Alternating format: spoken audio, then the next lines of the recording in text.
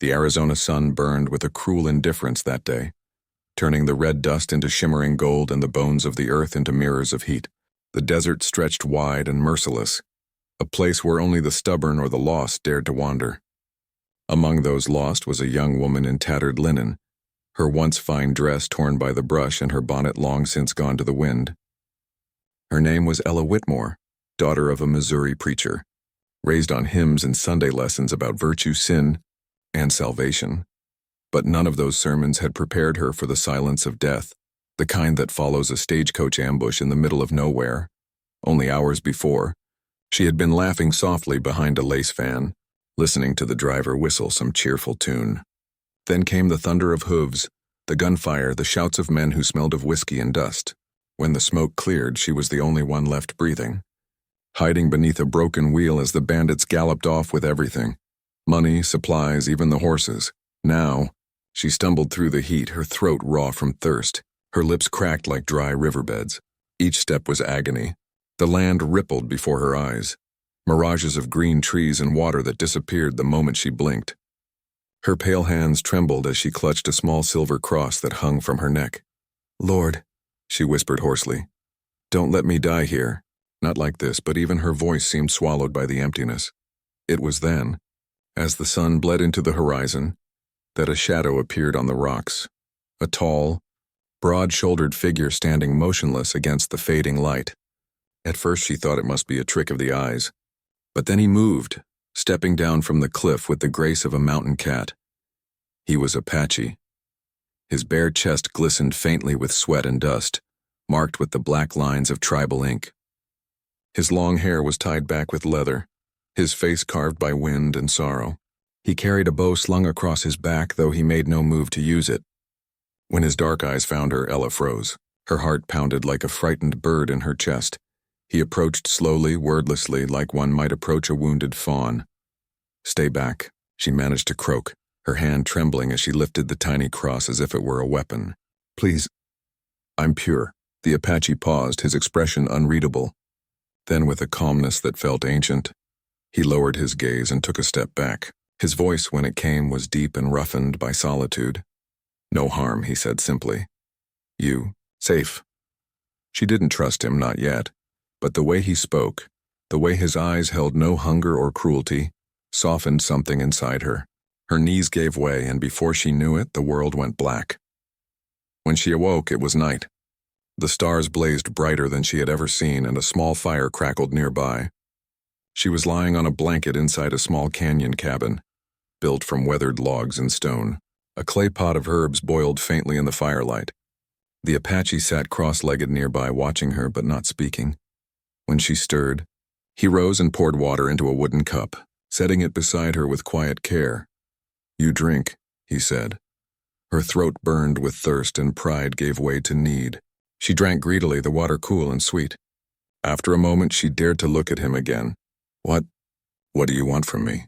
He seemed to consider that as though the question itself was foreign. "Want?" he repeated. "You are hurt. I help." His name, she later learned, was Taza, once a warrior of his people, now a man who lived between worlds. His tribe had been scattered after the cavalry burned their village.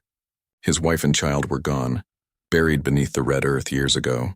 He had not spoken to another soul in months. In the silence of the desert, Ella and Taza became two souls bound by circumstance. She, the lost daughter of civilization. He, the exile of it. Over the next few days, her strength returned slowly. Taza's cabin was simple but strong, walls of stone sealed against wind, shelves lined with herbs and animal pelts.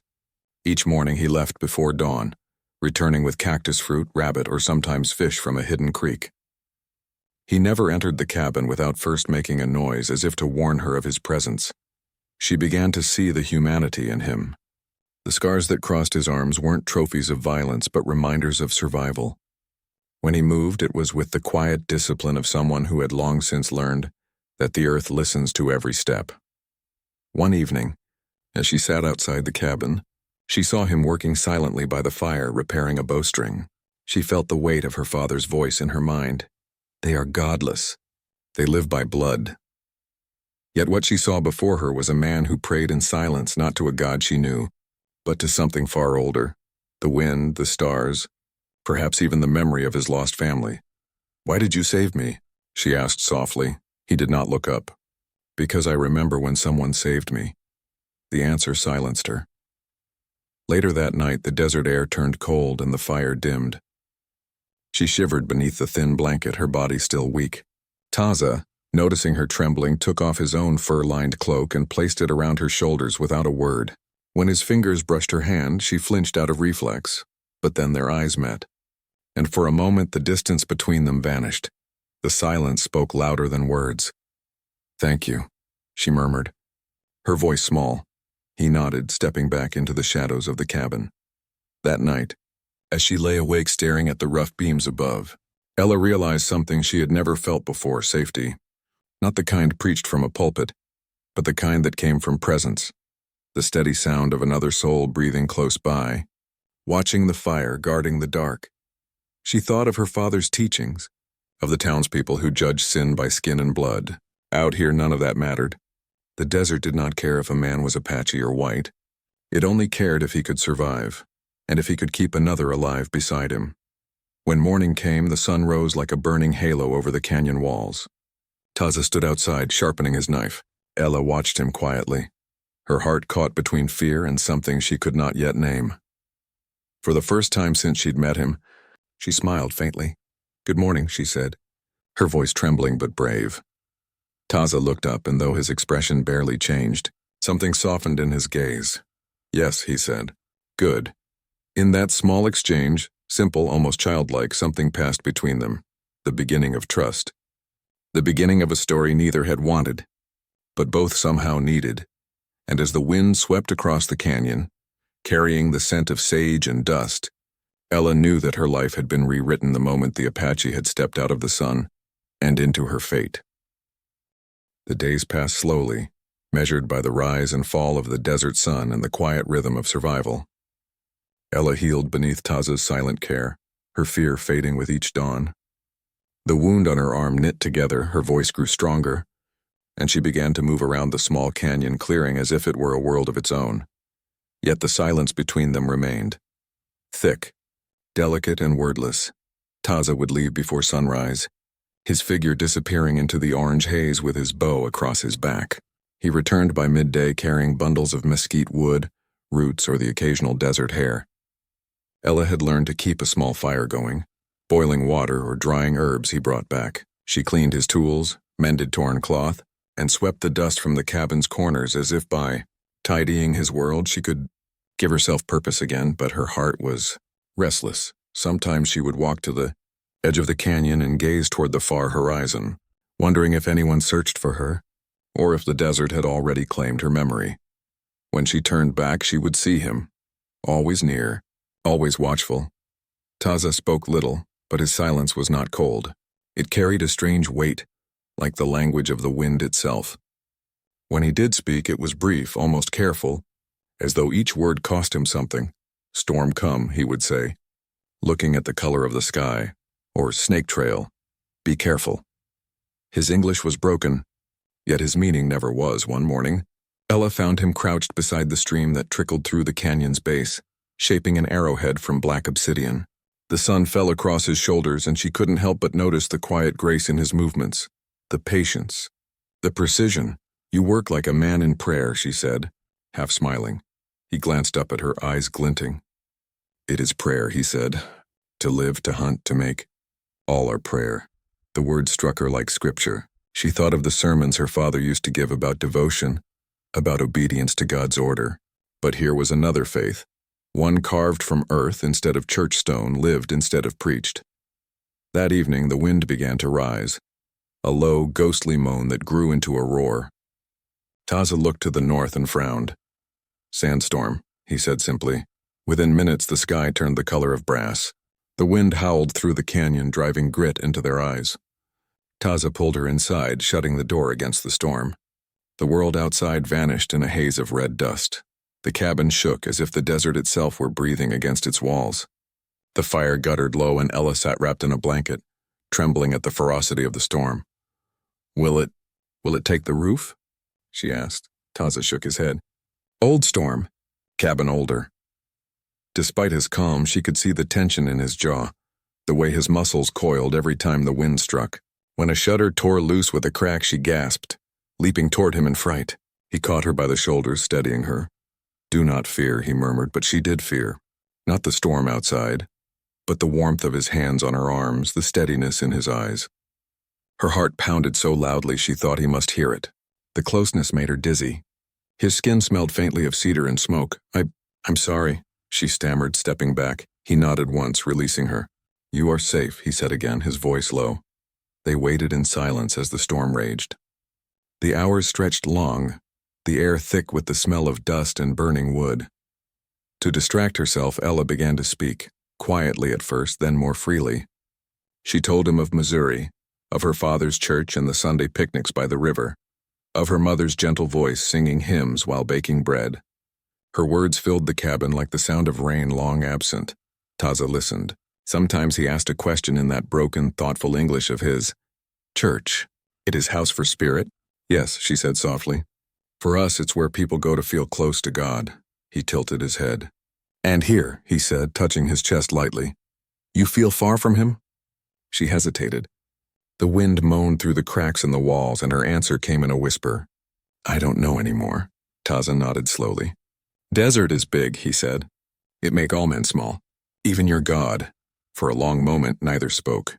Then she smiled faintly. "You speak more wisdom than most preachers I've met." A flicker of amusement crossed his face, a rare, fleeting thing. "I am no preacher." Outside, the storm began to die.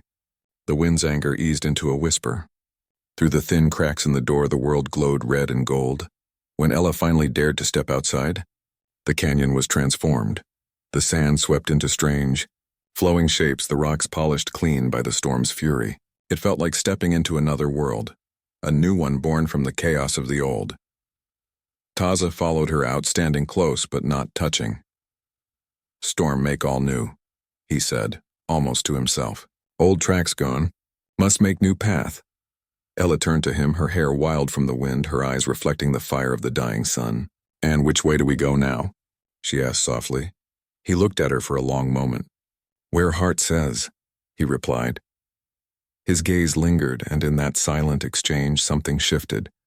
The space between them no longer felt like distance, it felt like invitation. That night, as they sat beside the rekindled fire, Ella found herself studying him more closely. The curve of his shoulders beneath his blanket, the line of his jaw, the way his eyes softened when the firelight caught them. She thought again of what she'd said in fear when they first met. "Please, I'm pure." The words now felt childish, heavy with the ignorance of a world that had taught her to fear what she did not understand. Taza looked up suddenly, as if sensing her thoughts. Their eyes met and she froze, caught in something deeper than she could name. The fire crackled softly. Outside, the desert lay silent as if holding its breath. "Why do you look at me so?" he asked quietly. She flushed, fumbling for an answer. "Because I don't understand you," she said at last. "And I want to." He studied her face, his gaze gentle but searching. "Many white eyes see only hate," he said. "You see more. But be careful. Between two worlds, wind blows hard." She frowned slightly. "And you? Where do you belong?" He looked away toward the shadowed canyon. "Nowhere," he said. "And everywhere." There was pain in that answer, deep, bone-worn pain. She wanted to reach out to lay her hand over his, but fear held her still. The fire burned low. Outside, the coyotes began to howl, their cries echoing through the night like ghosts. Ella shivered and pulled her blanket tighter. When she finally lay down, she could hear him moving quietly, checking the door, feeding the fire, the small rituals of a man who had learned never to trust the dark completely. As sleep claimed her, she thought of his words, between two worlds. Wind blows hard. Somehow she understood. For the first time, she realized she was no longer the preacher's daughter lost in the desert. She was something else now, something in between like him. And though she didn't know where the path ahead would lead, she knew one thing with aching certainty. She no longer wanted to leave it. The peace of the canyon couldn't last forever. Even the most hidden places eventually echo the footsteps of men. Weeks passed since the sandstorm had remade the desert. Ella grew stronger, her cheeks no longer pale from fear or fever but touched with desert sun. The cabin no longer felt like a shelter for the dying. It had become a home. She found herself humming while gathering herbs or hanging linen to dry, and Taza would sometimes glance at her with a quiet, unreadable look, as if he couldn't decide whether to be grateful or afraid of the change she brought. But the desert is a cruel listener. It never forgets. That morning began with strange stillness. The wind had died, the birds gone quiet. Taza stood at the canyon's mouth, scanning the horizon. His instincts whispered of danger, an old, familiar whisper that once saved him in battles long past. He turned to Ella. "You stay inside," he said firmly. "What is it?" He didn't answer. His eyes were fixed on a distant rise where dust rose like smoke. By noon, he returned with news that chilled her blood. Riders, white men, were crossing the desert, following the faint remains of the old stagecoach trail. Word had reached them that a white woman had been taken by an Apache. They called it a kidnapping. Ella's hands trembled as she set down the pot she'd been holding. "But that's not true." "It does not matter what is true," Taza said grimly. "They will kill me to make it true." She wanted to argue, but the look in his eyes silenced her. He had seen this before, the thirst for vengeance that men carried like sickness. "We'll go," she said, her voice firm despite the fear clawing at her chest. "We'll leave before they get here." He shook his head. "No, too late. They already come." He began to pack his few belongings with efficient, silent movements, a knife, his bow, a pouch of dried meat. But Ella stood still, her breath shallow. Something inside her refused to move. "I won't leave you," she whispered. Taza turned sharply, his face hardened. "You must. They see you with me, they kill you too." Her eyes filled with tears. "Let them. I won't run from the man who saved my life." He stared at her then, his jaw tightening. In another time, another world, he might have taken her hand. But the world they lived in did not forgive such things. Before he could speak, the sharp echo of a rifle cracked across the canyon. The sound bounced between the rocks, distant but closing fast. Taza's voice dropped low. "Inside now," she obeyed, heart pounding. From the narrow slit of the cabin's window she saw them, 3 riders in dust-covered coats, rifles glinting in the sun. Their faces were hard, their eyes full of the same coldness she had seen in the bandits weeks ago. The lead rider raised a hand. "We know you're out there, Redskin," he shouted. "Hand over the girl and we'll let you live." Ella's stomach turned. They thought her a prisoner. Taza stepped out slowly, bow in hand but not drawn. His voice was calm, measured. "The woman is safe. She is free." "Free?" the man spat. "You think we'll believe that?" He fired a warning shot that whistled past Taza's head, striking the rock behind him. Before anything more could happen, another voice echoed from the cliffs above, a sharp, fierce cry in Apache. The men looked up, startled. From the shadows stepped another warrior, bare-chested, painted, and armed with a rifle. His eyes burned with hatred. Ella's blood ran cold when she saw Taza's face.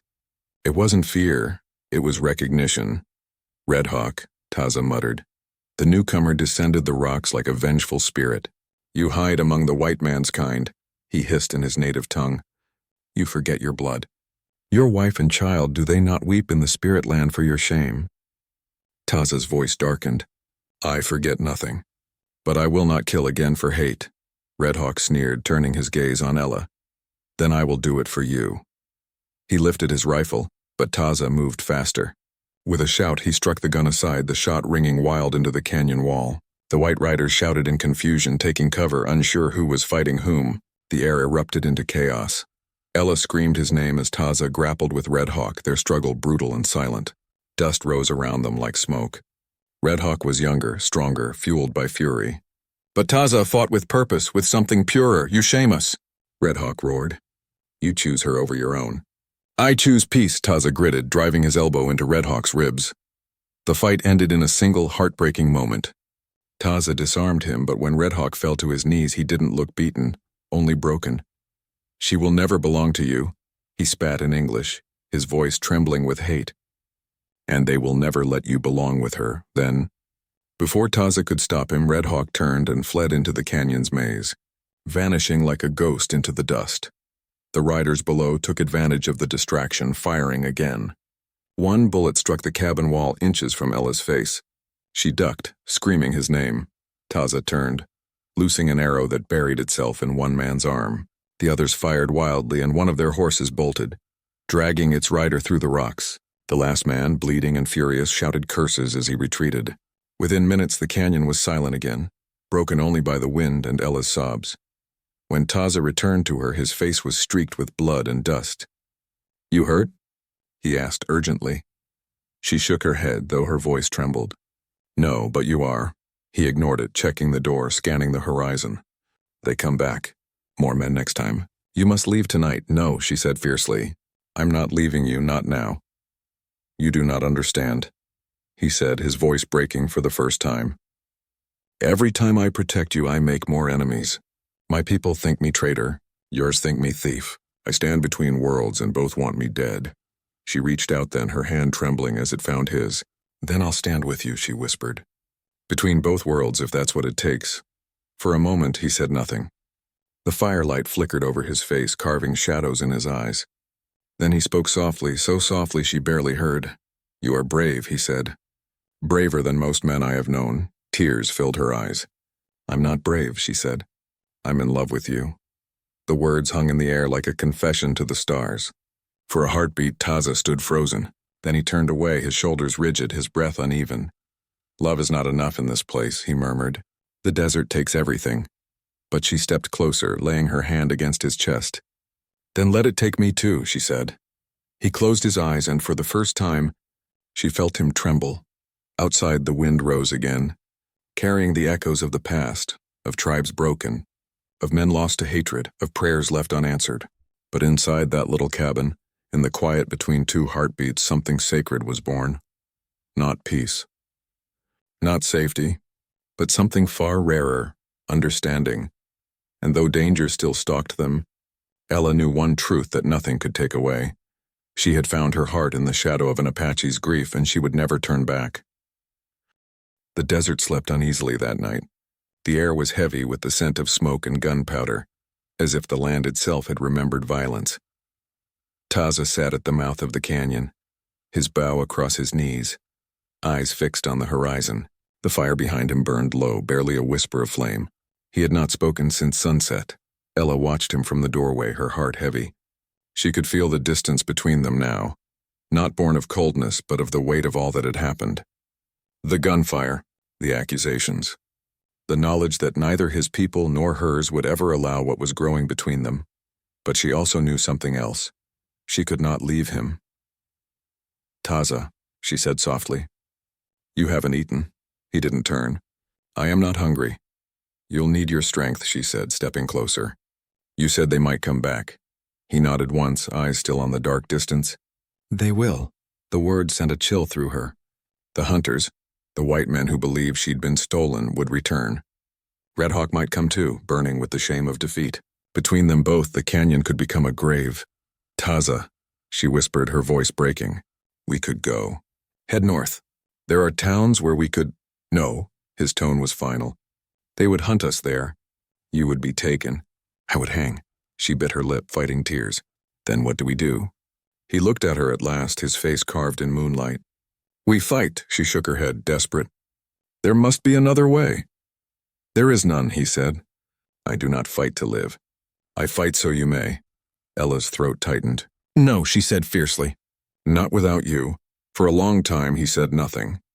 Then he reached into the dirt beside him and drew a line with his finger, a simple line winding through the dust. "This is the path," he said quietly. "You follow it north until you see the mountain that looks like a sleeping lion. Beyond that there is water and white men who trade with the tribes. You go there. Tell them you were found, not taken." "Taza," he looked up sharply. "You will go," but she did not move. Her eyes burned with unshed tears and her voice came out as a whisper. "You can't make me." For a long moment the desert was silent. Then something in his face softened, as if he realized the futility of fighting her spirit. He rose to his feet, towering in the pale light. "You are strong," he said quietly. "Stronger than you know. But if you stay, you must be ready for what comes." She met his gaze without flinching. "Then I'll be ready." The night stretched long, full of waiting. The fire burned low, the wind shifting coldly through the rocks. Ella sat near him, wrapping a blanket around her shoulders. She wanted to speak, to tell him everything her heart screamed, but the words wouldn't come. Just before dawn, the silence broke. The first sound was faint, the crack of a branch, the echo of distant hooves. Then came the glint of light on steel. Taza's head snapped up. "They come," he said. Ella's heart lurched. "How many?" He didn't answer, only took up his bow and checked his quiver. The stillness of the warrior returned to him, like a mantle he had tried to forget but could never lay down. "Inside," he ordered. She obeyed, though every step away from him felt like betrayal. From the cabin's narrow slit of a window, she saw them emerge from the ridges, 5 riders, their rifles gleaming. Behind them, on the far side of the canyon, came 3 more, Apaches, Red Hawk among them. The 2 groups were not allies. They hated each other, but for this one cause they shared purpose. Taza. Her breath caught. The desert was about to devour itself. Taza stepped forward, bow drawn, his silhouette black against the rising sun. The first shot came from the white riders, sharp, echoing, deadly. The bullet struck the rocks near his feet. He answered with an arrow that struck one man clean in the shoulder, spinning him from his saddle. Then all at once, the canyon exploded into chaos. Gunfire thundered. Arrows hissed through the air. The white hunters shouted curses while Red Hawk's men whooped their battle cries. Taza moved like the wind itself, fast, precise, unrelenting. His arrows never missed, his body flowing from one strike to the next. Ella could barely breathe as she watched. Every time he ducked behind a rock or charged from cover, her heart stopped. She wanted to scream for him to stop, to run, but he fought like a man who had already accepted death. A rifle cracked from the ridge and Taza stumbled, clutching his shoulder. The sight tore a cry from her lips. Without thinking, she burst from the cabin, rushing through the storm of dust and smoke. "Ella, no." He shouted, but she didn't stop. She reached him just as another shot rang out, the bullet grazing her arm. Pain seared through her, but she didn't care. She dragged him toward the cabin, her small frame straining against his weight. Inside, she pushed him down against the wall, blood running down his arm. "Don't you dare die on me," she whispered fiercely, tearing a strip from her skirt to bind his wound. He winced but said nothing, his breath ragged. Outside, the gunfire raged. "They'll burn us out," he muttered. "Then we'll burn with them," she said, eyes blazing. For the first time, he looked at her not as someone to protect, but as an equal. "You are fire," he said softly, "like desert flame." She smiled through her tears. "Then don't put me out." Outside, the sound of hooves grew louder. Shadows passed before the door. Taza struggled to his feet, readying his last arrow. The door burst open and Red Hawk stood there, face smeared with dust and hate. "You should have died with your people," he hissed. Taza raised his bow, but Ella stepped between them. "No!" Red Hawk froze, startled by her defiance. "Enough!" she cried. "How many more will die before the desert has its fill of blood? You say you fight for your people, but you're killing what's left of them." For a heartbeat, even Red Hawk hesitated. His gaze flicked from her to Taza. "You speak like you belong here, white woman," he said bitterly. "But this land will never call your name." "Maybe not," she said, trembling but unyielding. "But it will remember his. Don't make his spirit one more ghost among yours." The words struck something deep within him. Slowly, Red Hawk lowered his weapon. "The white men will kill you both," he said quietly. "Then let them try," Taza answered. Red Hawk stared at him one last time, then turned and vanished into the storm of dust. The remaining white riders, seeing the Apache retreat, gathered their wounded and fled. Within minutes, the canyon fell silent again. The only sounds left were the crackle of the dying fire and the distant cry of a hawk overhead. Ella knelt beside Taza, pressing her forehead to his. His blood soaked her hands, but he was breathing, weakly, stubbornly alive. "You're safe," she whispered. He smiled faintly. "No," he murmured. "You are." And in that moment she realized what he meant. Not that the danger was gone, but that she had crossed the line between fear and faith. Between 2 worlds, she had chosen him. As the sun rose over the canyon, its light fell upon them. 2 souls bound by fire and blood, neither conquered nor saved, but alive. The sun bled across the desert horizon, painting the sky in shades of crimson and gold. The battle was over, but its echoes clung to the canyon like ghosts. Smoke curled from the blackened rocks, the ground littered with spent shells and broken arrows. Ella sat beside Taza, her hands still sticky with his blood. The wind had quieted, the world hushed as though afraid to disturb what was left of them. "Taza," she whispered, "can you hear me?" His eyes fluttered open, dark and full of the same fire that had never left him. "I hear you," he said softly, voice hoarse. She pressed a damp cloth to his wound, praying silently. "You've lost too much blood," he smiled faintly. "I've lost more before. Not this time," she said fiercely. "You're not dying here. Not after all this." Taza's hand rose, trembling to brush her cheek. "Why do you stay?" he asked. "Your people will not take you back now. Mine will not accept you. Because I love you," she said simply, "and I'm done running from what my heart knows." The words hung between them like sunlight after rain. Pure, impossible, undeniable. For a long moment neither spoke. Then he reached for her hand, holding it tightly. "You speak as if love can change the world," he murmured. "Maybe it can't," she said, her voice trembling, "but it can change us." He looked at her for a long time, then nodded, as if he finally believed her. For the rest of the day, she nursed him carefully, tearing the cabin's curtains for bandages, feeding him bits of bread and water. When night fell, the stars returned, cold and bright over the desert, the same sky that had watched every sorrow they had endured. By the second day, the bleeding slowed. His color returned. He sat up, weak but alive. "I should have died," he said quietly. "Don't say that," he smiled faintly. "If I had died, I would have carried your name to the spirits." Ella shook her head, tears glimmering in her eyes. "No, you carry it here," she whispered, pressing his hand to her heart. "You're not going anywhere." For a long while, they just sat in silence. The wind outside whispered through the canyon, brushing sand against the wood of the old cabin. The world was still like it too was holding its breath for them. Finally, Taza said, "We cannot stay. The soldiers will come when the hunters do not return. They will burn this place and call it justice. Then we'll go north," she said, "to the mountain that looks like a lion. You told me about it." He nodded slowly. "There is a valley beyond it, hidden, full of pines and water. My people once called it sacred. Few remember it now." She smiled through her exhaustion. "Then that's where we'll go." They left before dawn the next day. Taza leaned against his horse, weak but standing.